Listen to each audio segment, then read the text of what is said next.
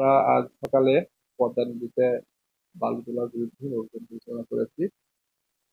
এই অভিযানে আমরা 6 জন আসামিকে গত 20 টাকা জরিমানা করেছি। আমি এই বছরে গত জানুয়ারি থেকে বর্তমান মাস পর্যন্ত 32টি মোবাইল কোর্ট পরিচালনা করেছি। 67 জন মামলা করেছি, 67 জনকে মামলা করেছি। প্রায় 12,528 টাকা জরিমানা করেছি। আর 13 জনকে আমি জেল দিয়েছি। আসলে আমাদের অভিযান অব্যাহত থাকবে। যে বালু কাটবে তার বিরুদ্ধেই আমরা কড়া অ্যাকশনে যাব এবং ভবিষ্যতেও যারা এই বালু উত্তোলনে জড়িত হবে তাদের বিরুদ্ধে ব্যবস্থা নেব। এখানে আমরা বালি উত্তোলনে আসছি কুষ্টিয়া থেকে।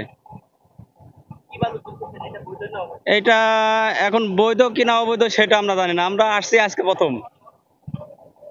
আজকে প্রথমেই আসছি আমরা, এর আগে আসি নাই। এর আগে অন্য গ্রুপ ছিল, ওনারা চলে গেছে।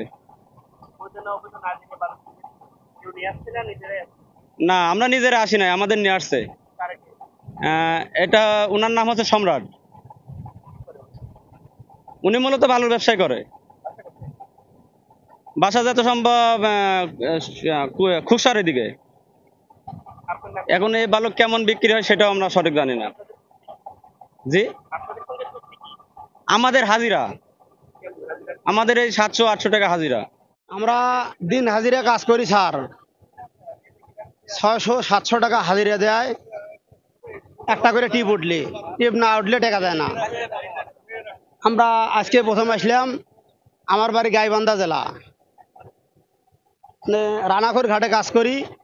কাজ বন্ধ, এরা আজ ডাকিছে, কালকে আইছি, আজকে এখানে আসেছি। এখানে সম্রাট নামে এক লোক আছে, এই জায়গা সে চালায়। সম্রাট,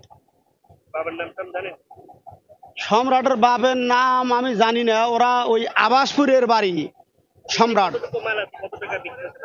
আমার এখানে ফুল লোড করলে 6,000 ফিট বালু আটে।